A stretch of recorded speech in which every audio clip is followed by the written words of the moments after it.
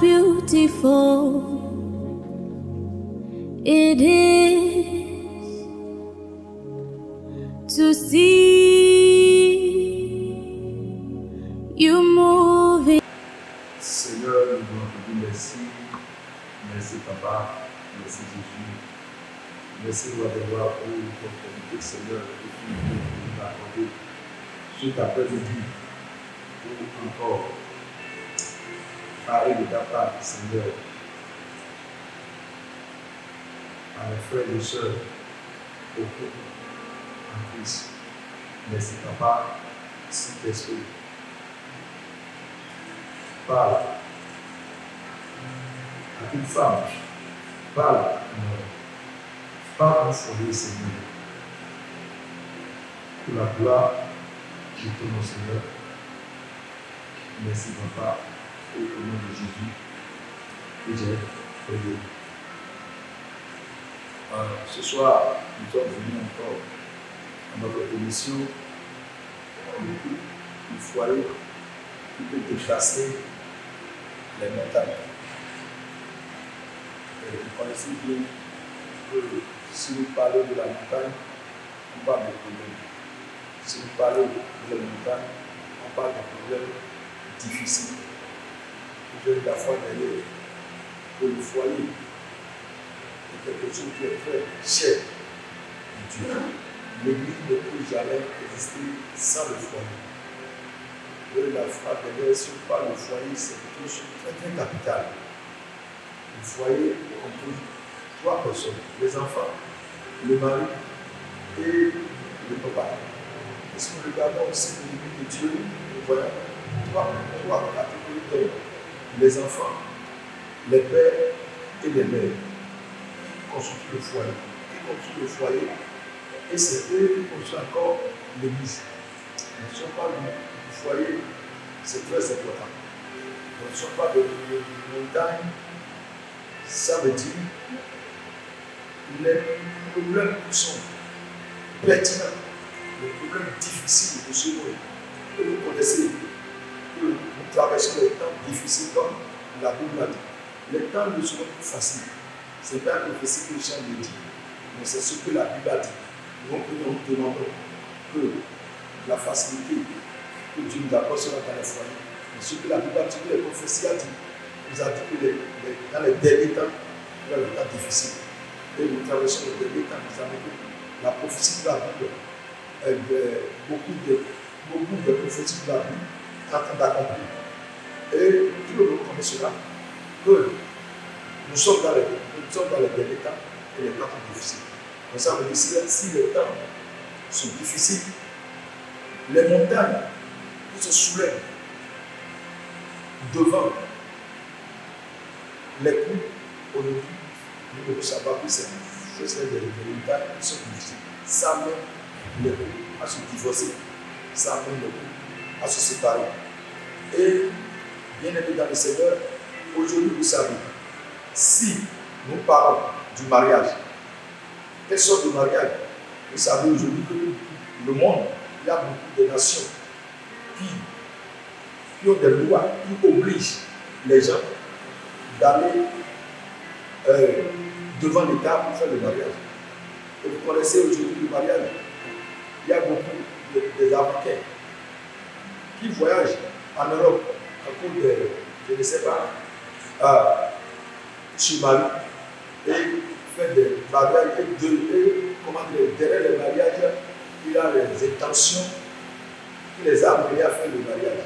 C'est vrai. Et dans quelques mois, dans quelques années, vous allez constater avec moi que c'est le divorce avec joie. Bien amis dans le Seigneur, si nous parlons de couple aujourd'hui, les couples, on parle de couples chrétiens. On parle de ceux-là qui ont donné leur vie à Jésus. On parle de ceux-là que le monde est en train de regarder. Et c'est à travers nous que le monde sache que Dieu existe. Nous parlons et nous disons au monde que c'est Dieu qui est l'initiateur, le premier initiateur du mariage. Ça ne peut pas se parler, ça ne peut pas se dire sur les lèvres. Non. C'est dans le comportement c'est dans les, comment dirais-je, c'est dans les actes, notre vie quotidienne, notre comportement dans le foyer, qui va donner confirmation à ce que nous disons, pour montrer que c'est notre Dieu qui est l'initiateur du mariage. C'est notre façon, c'est notre manière de vivre dans le foyer qui dira au monde que c'est notre Dieu qui est le créateur du ciel et de la terre, qui est l'initiateur du mariage. Bien aimé dans le Seigneur. Donc aujourd'hui, si le mariage des chrétiens, s'il y a des divorces au sein des chrétiens qui se sont mariés légalement, devant l'État, bénédiction à l'église, prêter des serments, c'est comme des serments devant l'église. Lorsque le pasteur parle sur le qui a célébré l'automne, sur le qui a célébré le mariage, et vous dit des choses, et comment dirais-je, aux mariés, et les mariés répètent. Ou bien parfois il y a certaines personnes qui sont en train de dire maintenant que non, c'est pas moi de vous dire quelque chose à répéter après, de dire que c'est moi qui vous a dit cela. Non, il y a certaines personnes qui refusent cela aujourd'hui et disent carrément que c'est les mariés même qui vont dire ce qu'ils vont dire. Comme un serment devant Dieu. Et après quelques mois, quelques années, ils se retrouvent devant les tribunaux et c'est le divorce. Nous voyons certains juges qui essaient même, certains juges qui essaient de comment dirais-je, de négocier ou bien de chercher à amener la paix, de chercher à amener la réconciliation. Certains juges le font. Les juges ne prononcent pas directement le divorce. Non, ils appellent quelque chose, comment dire, la séparation. Et c'est biblique. Dans 1 Corinthiens chapitre 7, Paul a dit que vous pouvez permettre la séparation du corps, mais ne permettez pas le divorce. Donc, lorsque le juge tente, il y a certains juges qui tentent, et ça réussit parfois, et ils réconcilient. Et ceux-là quittent le tribunal sans les, comment dirais-je, sans les extraits de quoi, de divorce. Ouais. Bon, il a certains juges qui tentent cela, mais ça n'aboutit pas, ça aboutit dans le divorce. Et après tout ce qui se passe, ils ont leur comment dirais-je, les attestations de divorce. J'appelle ça l'attestation de chute. Vous voyez, et ils ont ça. Vous voyez, est-ce qu'aujourd'hui, je suis un chrétien qui s'est présenté devant l'église et prêter serment et béni dans l'église? Vous voyez, et c'est devant le juge maintenant qu'ils seront séparés. Vous voyez encore, c'est peut-être au moins un juge et pareil qui va les séparer. Vous voyez, c'est donner raison, bien aimé dans le Seigneur, c'est donner raison aux païens, c'est donner raison au monde qui ont été de dire que le mariage a été inventé par certains religieux qui a été importé en Afrique. Non. Le mariage se trouve en Europe, le mariage se trouve en Afrique aussi. Vous voyez. Donc c'est Dieu qui a inventé cela. Donc lorsque nous laissons place au diable, à l'ennemi, et en train de séparer, de divorcer, de casser, de briser les foyers, nous donnons raison aux mondains, nous donnons raison aux païens qui disent que le mariage ne vaut rien, le mariage n'est rien. Vous voyez, nous leur donnons raison. Bien-aimés dans le Seigneur, nous sommes venus ici vous dire que le foyer qui peut surmonter ces gens de montagne, qui peut déplacer et dire à ces montagnes de se déplacer et de se jeter dans la mer. C'est ça. Il s'agit de cela que nous sommes en train de parler, bien-aimés dans le Seigneur. Si la Bible dit, dans Genèse chapitre 2, 24, qui dit, l'homme quittera et ses parents, son père, sa mère, et s'attachera à sa femme, et ils deviendront un, et ils seront plus deux. Le foyer qui peut déplacer les montagnes, c'est ce foyer qui est puissant, qui a, comment dirais-je, le souffle, comment dirais-je, et qui est puissant devant ce montagne, qui peut les déplacer, bien évidemment, dans le Seigneur. Donc, quelle sorte de foyer qui peut déplacer les montagnes? C'est le couple qui est uni, c'est le couple qui est ensemble. Hein? C'est le couple qui est ensemble, uni, amour. Un. Et maintenant, utiliser les forces pour dépasser les montagnes qui vont se présenter devant eux et qui peut amener même à se divorcer. Qui, cette montagne, fait éloigner la paix, l'amour, l'unité, la compréhension, la joie, fait éloigner du foyer cette montagne. Mais lorsque ce couple a de force et très puissante l'unité, peut déplacer ces gens de montagne. Bien aimé dans le Seigneur, quel couple qui peut déplacer les montagnes? C'est le couple qui, Dieu nous dit dans sa parole, que celui qui est en nous est différent de celui qui est en eux dans le monde. Pourquoi nous puissions vivre une vie matrimoniale heureuse dans le couple, nous devons obéir au chef du foyer. Les montagnes aussi obéissent à celui qui se trouve en eux, aussi dans le monde. À cause de cela, le dialogue est forcé pour le couple chrétien qui veut être fort pour déplacer les montagnes qui va se présenter ou bien qui se présente devant eux. Comme Éphésiens le dit. Dans Éphésiens 5, versets 21 et 22, je dis le dialogue est forcé dans le couple. Le couple qui veut avoir la force, le couple qui est très puissant, le couple qui veut être puissant pour déplacer les montagnes puissantes, pour déplacer les montagnes, les gros montagnes, les montagnes qui résistent aux gens, il doit être fort. Et je vous dis aujourd'hui que nous devons avoir le dialogue dans le foyer.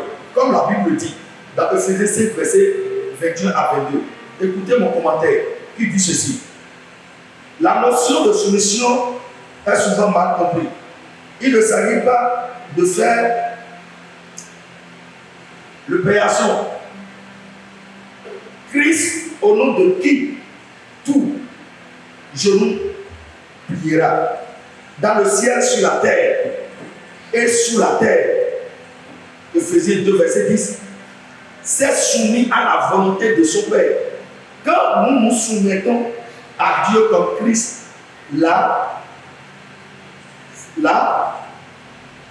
Christ l'a fait, nous soumet davantage, disposés à obéir au commandement de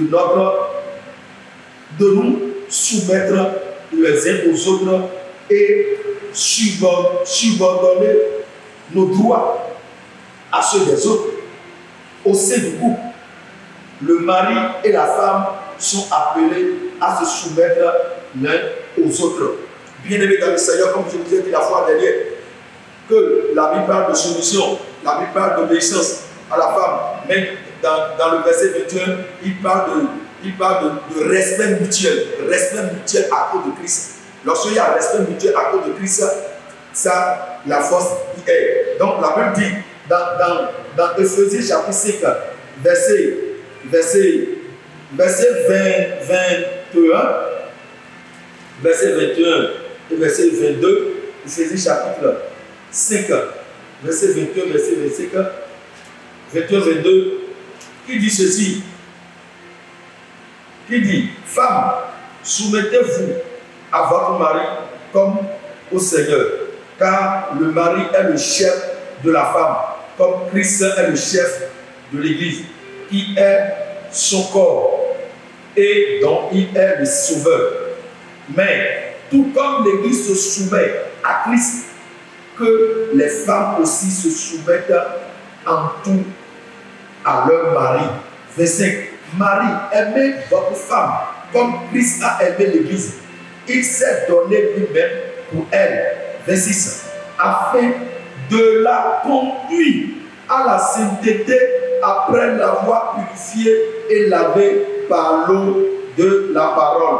Verset 7. Écoutez, pour faire paraître devant lui cette église glorieuse sans tache, ni ride, ni rien de semblable, mais saint et irréprochable. C'est ainsi que les maris doivent aimer leur femme comme leur propre corps. Celui qui aime sa femme s'aime lui-même. Bien-aimé dans le Seigneur, la Bible parle,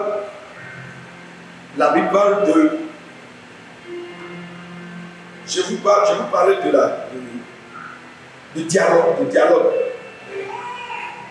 Le foyer qui peut déplacer les montagnes, bien aimé dans le Seigneur, forcément, je dis c'est forcé. C'est forcé.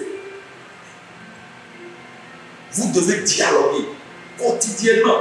Donc ça veut dire, si Paul dit, si vous avez des problèmes entre vous, faites tout. Ne vous dites pas, que le mari ne dit pas à sa femme que le lendemain, nous allons en parler. Que la femme ne dit pas que le lendemain, nous allons en parler. Que le mari ne dit pas que le lendemain, Paul dit non. Si vous êtes un chrétien, cherchez à régler cette affaire avant le coucher du soleil. Donc ça veut dire que le mari, le couple qui peut déplacer les montagnes ne doit pas laisser une affaire et dire que le lendemain nous allons dialoguer de ça. Si vous voulez avoir une force, si vous voulez être puissant pour déplacer les montagnes, si le foyer veut être puissant, forte pour déplacer les montagnes, il doit avoir le dialogue. La Bible dit, comme Jésus est l'époux de l'Église et l'Église est l'épouse du Christ, Christ, par sa parole, est en train de laver quotidiennement l'Église. Vous voyez, comment dirais-je, vous voyez l'approche qui est entre l'Église et la parole et la Bible. Si on dit l'Église, le chrétien, l'individu aussi est l'Église. Le regroupement des partisans de Christ devient l'Église, comme le Père l'a dit. Vous voyez, donc ça veut dire que lorsque la parole, la Bible nous dit, nous recommande de lire la parole, de Dieu quotidiennement, ça devient l'eau que l'époux utilise pour laver régulièrement son épouse. Et la Bible dit quoi? Que s'il le lave purifié, il le fait approcher de lui et vérifier et regarder s'il y a encore de tâches. S'il y a de tâches, il va encore le relaver. C'est cela que la Bible dit. Que nous devons lire la parole régulièrement, nous devons étudier la parole régulièrement, c'est comme Christ est en train de laver l'épouse avec l'eau qui est la parole. C'est ce que la Bible a dit. Donc ça veut dire, bien-aimé dans le Seigneur, si un couple veut être puissant, il doit du dialogue. Bien-aimé dans le Seigneur, dialoguer, chasser le manque de dialogue des foyers chrétiens. Non, n'empêchez pas le dialogue dans le foyer. Ne dites pas à ton homme que demain, après une semaine, nous allons parler, ou bien dans les foyers qui disent que non, laisse-moi d'abord, non, bon, dans le mois prochain, ou bien nous allons aller en retraite quelque part avant de parler, non, donnez-moi 2 semaines. Non, si vous faites cela, vous êtes en train de briser la force qui va déplacer les montagnes. La force qui veut déplacer la montagne, parce que l'époux qui est Jésus et l'Église et l'épouse, la Bible déclare que c'est par la parole, par le dialogue. C'est le dialogue entre la part de Dieu et l'Église. La part de Dieu qui est Dieu, qui est son époux. Qui est l'époux et l'Église qui est son épouse. Vous voyez, combien de femmes lisent la parole de Dieu, combien de femmes nous avons à l'Église pour écouter la parole de Dieu. Lorsque la parole se présente, c'est l'époux qui se présente devant son épouse pour le laver et la ramène et voir s'il a encore des tâches, il le fait. C'est comme cela que toujours nous allons écouter la parole de Dieu jusqu'à la fin de notre vie, jusqu'à l'arrivée de Christ. Un chrétien qui dit que la parole de Dieu, qu'il ne veut pas, qu'il est fatigué d'écouter la parole de Dieu, ou bien il donne 1 mois, 1 semaine pour qu'il ait en vacances pour la parole de Dieu, pour voir ce qui va se passer dans sa vie. C'est comme cela dans le foyer. Le couple qui dit maintenant nous allons arrêter le dialogue. Bon, dans 2 semaines, dans 1 mois, ou bien les 2 semaines, on va dialoguer. Non. Il y aura du dialogue. Je ne le refuse pas. Il y a les couples aussi qui font cela. Et je vous conseille de le faire. Il y a les couples qui font cela. Et s'ils voient leur congé, bon, le mari il se prépare, et la femme se prépare, il va ailleurs pour faire 3 jours, 4 jours. Ils vont ailleurs, il y a certains qui vont dans une autre ville, et comment dirais-je, dans les hôtels, ou bien s'ils ont une place sur une maison, ou bien s'ils ont un moyen, ils voyagent même. Pour faire quoi? Pour aller dialoguer, pour aller parler, pour aller discuter de tout ce qui se passe dans la vie, dans le foyer. C'est ça, nous avons dit, c'est l'eau qui est la parole, qui allait vers l'église, qui est le coup de Christ pour le laver. Et lorsqu'on revient à la maison, ça ne veut pas dire qu'ils n'ont pas dialogué, mais ils ont beaucoup fait, ils ont beaucoup dit. Avant de revenir à la maison, ils vont commencer par encore parler. Donc, bien aimés dans le Seigneur, aujourd'hui, dans notre mission, on a souligné le dialogue dans le foyer. Le foyer qui veut être puissant, le foyer qui veut déplacer les montagnes qui sont fortes devant eux, ne doit pas se éloigner du dialogue dans le foyer. Que le mari se dialogue avec sa femme, que la femme, comment dirais-je, accepte de dialoguer et que les parents aussi dialoguent avec les enfants dans le foyer. Lorsqu'il y a du dialogue dans le foyer, c'est comme l'eau de purification qui est venue laver les taches, les souilles qui sont dans le foyer, qui sont sur le corps du mari, qui sont sur le corps de la femme, ou bien qui sont sur le corps des enfants. Lorsqu'il y a le dialogue, il y a les tâches qui sont enlevées. Les tâches qui sont enlevées, et nous vérifions, et nous disons, et parfois, que s'il y a quelque chose, dis-moi, comme ça on dit, je regarde les tâches et je dis, et comment dirais-je, à mon conjoint, il me dit, il reste là, il reste là, il reste là. Et je reviens sur ça. Je reviens sur ça. Et je me dis, pour finir, je vais vous dire, je vous donne un conseil. Que la femme dit à son mari des fois, papa, est-ce que ce que tu m'as dit, je le fais? Est-ce que je change? Bien-aimé dans le Seigneur. C'est le couple du chrétien qui dit ça. Et le mari aussi dit à sa femme, est-ce que tu changes? Dans le dialogue, lorsqu'on a fait le dialogue, c'est comme l'eau qui est arrivée laver les souliers. Donc lorsque je demande à mon partenaire, qui est ma femme, je lui dis, est-ce que je change?